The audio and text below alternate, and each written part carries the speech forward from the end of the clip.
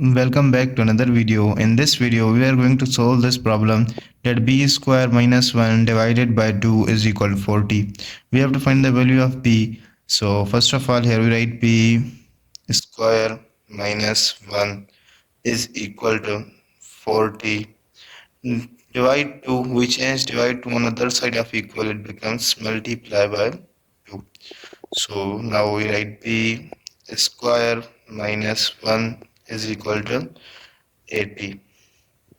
So now b square minus 1 plus 1 is equal to 80 plus 1.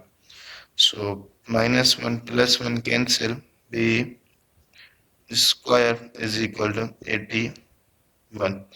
So we have to find the value of b, not b square. So we cancel the square by taking square root both sides.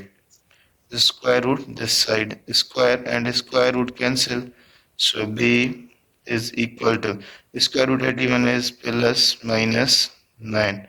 So the value of b is equal to plus minus 9. Thanks for watching.